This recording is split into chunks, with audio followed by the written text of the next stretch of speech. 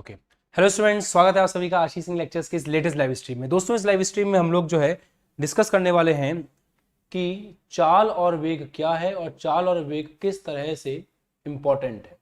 उसका जो डिस्कशन है वो हम लोग इस क्लास में अच्छे से करेंगे। तो बात यह आती है कि जब हम एक सेकंड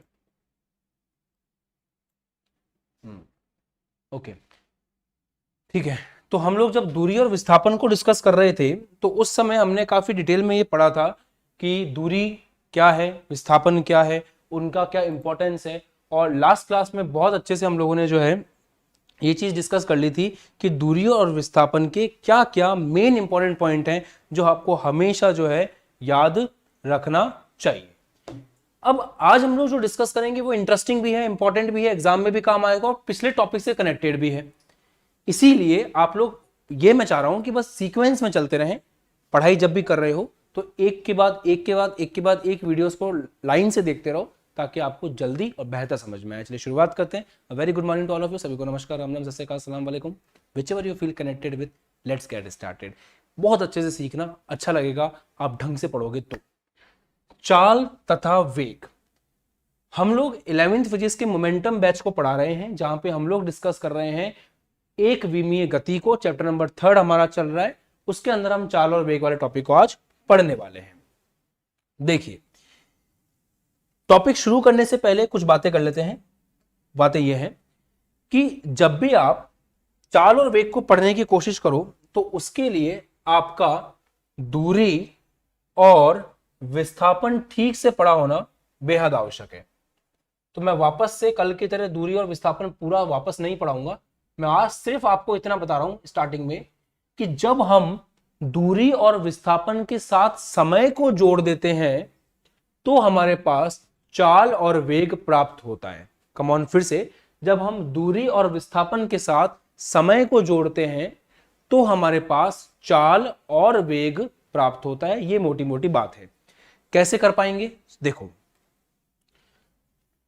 अगर आप यह पता लगाते हो कि एकांक समय में वस्तु ने कितनी दूरी तय करी तो उसे हम चाल बोलते हैं। और अगर आप यह पता लगाते हो कि एकांक समय में वस्तु ने कितना विस्थापन तय किया तो उसको हम वेग बोलते हैं। अब एक एक करके चाल और वेग को समझेंगे और विस्तार से उसके बारे में बात करेंगे। शुरू करते हैं। फर्स्ट स्लाइड आपके सामने। चाल, चाल को हम लोग जो है स्पीड के नाम से जानते हैं इंग्लिश में। कण के द्वारा, ध्यान से सुनना परिभाषा, कण के द्वारा इकाई समय, इकाई समय का मतलब होता है 1 सेकंड। तो कण के द्वारा 1 सेकंड में तय की गई दूरी को कण की चाल कहते हैं। यह वस्तु द्वारा प्रति सेकंड तय की गई दूरी है। आप दो तरह से इसको ध्यान रख सकते हो कि वस्तु ने एकांक समय में कितनी दूरी तय करी या वस्तु प्रति सेकंड कितनी दूरी तय कर रही है। दोनों में से जैसे आप चाहो वैसे परिभाषित कर सकते हो। यह परिभाषा है आपकी चाल की। जब दूरी को समय के साथ परिभाषित करते हैं तो हमें चाल प्राप्त होती है। फॉर्मूला क्या है? चाल कण द्वारा तय की गई दूरी डिवाइड बाय दूरी तय करने में लगा समय। मतलब सिंपल है। अगर एक लाइन में याद रखना चाहें तो चाल बराबर, आप हमेशा इसको याद रखेंगे, चाल बराबर दूरी बटा समय। इसको हमेशा याद रखा जाएगा कि फॉर्मूला क्या है? चाल बराबर दूरी बटा समय। सिंपल, इसे हमेशा आपको याद रखना है। अब चाल के बारे में बातें करें तो चाल अपने आप में एक अदिश राशि है। अगर चाल के बारे में कुछ भी सोच रहे हो तो सीधा सीधा दूरी के बारे में सोचो, क्योंकि दूरी को समय से भाग लगा के चाल मिलता है। तो दूरी किस प्रकार की राशि है?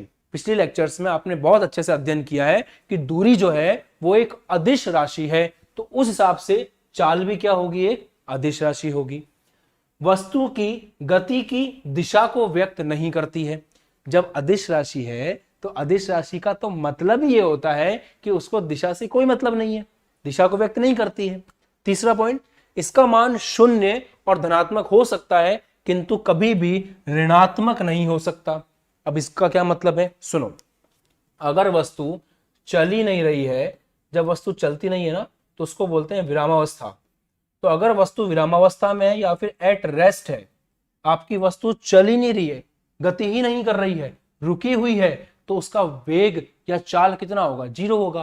क्योंकि जब वस्तु चल ही नहीं रही है तो उसने कोई दूरी तय नहीं करी। अगर दूरी शून्य है तो ऐसे केस में चाल भी कितना होगा? 0 होगा।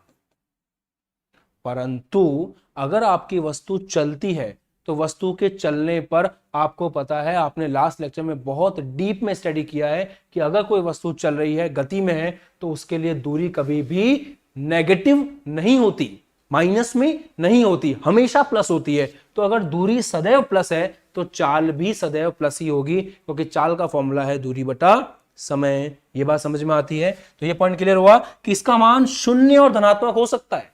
अगर वस्तु रुकी हुई है तो शून्य, वस्तु चल रही है तो धनात्मक, कभी भी इसका मान ऋणात्मक नहीं हो सकता। ये बात ध्यान रखें। अब बात आती है कि इसका मात्रक क्या है।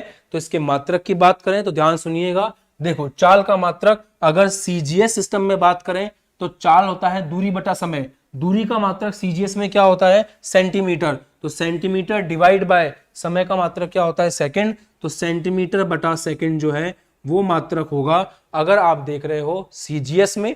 और अगर एसआई में देख रहे हो तो आपको पता है दूरी का एसआई मात्रक मीटर होता है, समय का एसआई मात्रक सेकंड है, तो मीटर पर सेकंड जो है वो एसआई मात्रक होगा।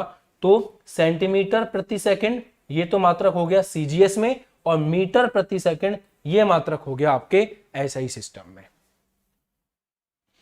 कोई शक या सवाल नहीं है किसी को? पूरा क्रिस्टल क्लियर है? बहुत अच्छी बात है, आगे बढ़ते हैं। अब देखो, कई बार ऐसा प्रश्न आएगा आपके सामने जब वो किलोमीटर प्रति घंटे में आपको देगा और आपको उसको मीटर प्रति सेकंड में बदलना पड़ेगा। ये होगा क्योंकि प्रश्न में हमारे जो डेली लाइफ में हम जब काम में लेते हैं, जैसे कार चलती है, आप बाइक चलाते हो, है ना, बसें चलती हैं, ट्रेनें चलती हैं, तो जब ट्रेन बस चलती है तो उसके अंदर जनरली उनकी जो चाल है वो किलोमीटर प्रति घंटे में दी जाती है। ये प्रैक्टिकल लाइफ में काम आने वाली यूनिट है और इसको हमको हमारे क्वेश्चन के लिए किसमें बदलना पड़ेगा? मीटर प्रति सेकंड में बदलना पड़ेगा। तो इस बात का विशेष ध्यान आप बच्चे रखें कि किलोमीटर प्रति सेकंड को, किलोमीटर प्रति घंटे को मीटर प्रति सेकंड में कैसे बदलना है। देखो, किलोमीटर को मीटर में बदलने के लिए 1000 से गुणा करेंगे, क्योंकि 1 किलोमीटर बराबर होता है 1000 मीटर। 1 घंटे को सेकंड में बदलना है तो 1 घंटे में 60 मिनट होते हैं और 1 मिनट में 60 सेकंड होते हैं। तो 1 घंटे को पहले मिनट में बदलो 60 से गुणा करके, फिर उस 60 मिनट को वापस 60 से गुणा करो ताकि सेकंड आ जाए। इस हिसाब से आपका ये आ गया 1000 बटा 3600। इससे ये गया 2 पंजे 10, यहां से काटा तो आ गया 18।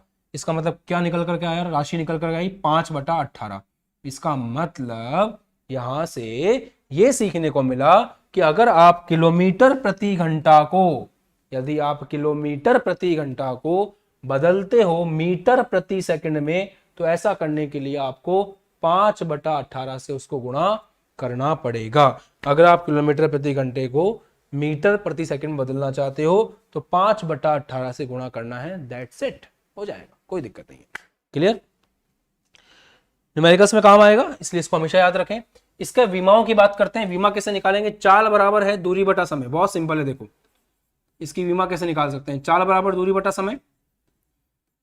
दूरी की विमा कितनी होती है? L। समय की कितनी होती है? T। तो यहां से ये आ गया LT-1। M इसके अंदर है नहीं तो M0 LT-1। तो ये विमा आपको देखने को मिलती है। किसकी विमा है?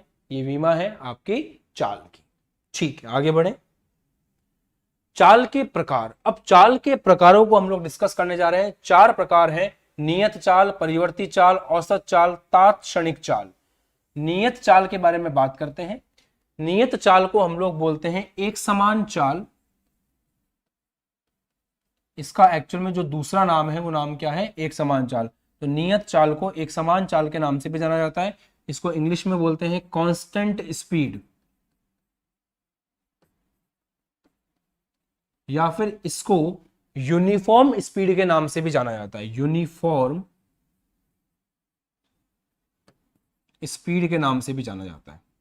अब जैसे जैसे मैं पढ़ाऊंगा ना आगे, वैसे वैसे आपको अपने आप समझ में आने लगेगा इन चारों में क्या फर्क है। एक एक करके चारों को पढ़ना शुरू करेंगे तो चाल के जो प्रकार हैं वो